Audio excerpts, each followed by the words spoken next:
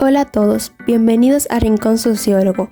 Hoy les hablaremos sobre la descolonización de África.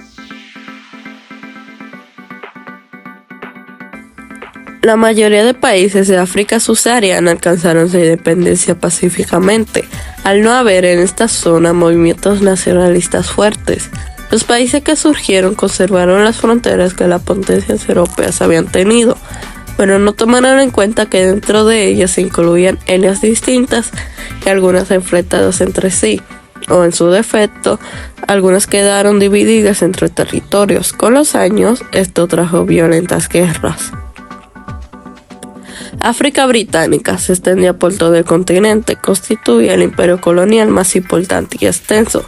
Los modelos de régimen colonial eran diversos, pero todos se regían mediante la administración indirecta. África francesa se repartía por las regiones de la mitad norte y la zona ecuatorial. También se aplicaron diversos modelos de régimen colonial, pero la administración difería de la británica y dependía directamente de la metrópoli, propiciando la asimilación. África belga. Los territorios coloniales belgas se localizaban en el centro del continente Congo. El régimen colonial procuró siempre la integración en la metrópoli. África portuguesa se extendía por la zona occidental y sur del continente. Su régimen colonial fue evolucionando también desde la integración a la provilización de los territorios. La independencia de sus colonias se produjo tras unas guerras sangrientas en Angola y Mozambique.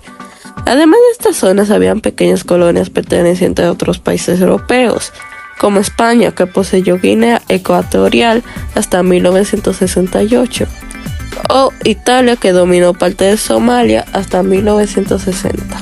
África británica.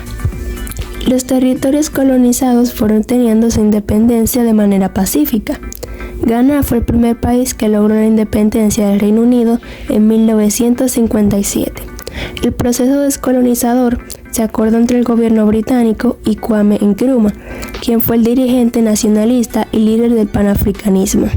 Esto sirvió de ejemplo para otros países que estaban bajo el poder del Reino Unido, como Sierra Leona, Nigeria, Uganda, etc. Kenia fue la única excepción, ya que el grupo guerrillero Mau Mau provocó una guerra colonial en 1950 hasta 1956. En 1963, Jomo Kenyatta tomó el poder y el país logró su independencia. Aunque en la mayoría de las colonias africanas la descolonización fue pacífica, hubieron muchas dificultades para integrar pueblos distintos. La África negra francesa fueron los territorios africanos que estuvieron bajo dominio colonial francés en África subsahariana. Estos territorios incluían países como Senegal, Malí, Costa de Marfil, Benín, Níger, Burkina Faso, Chad, entre otros.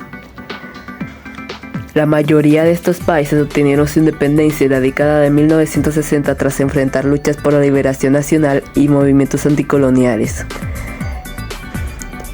El proceso de independencia fue influenciado por diversos factores, incluyendo la Segunda Guerra Mundial, el surgimiento de movimientos nacionalistas y la descolonización global. Cada país tuvo su propio camino hacia la independencia, pero en general fue un momento crucial en la historia de África. El Congo belga. El Congo belga era la mayor colonial que poseía Bélgica. El gobierno belga mantenía excluida la administración de la población indígena, pero la existencia de enormes riquezas minerales en el territorio había fomentado la creación de grupos sociales acomodados que se fueron inclinando hacia el nazismo.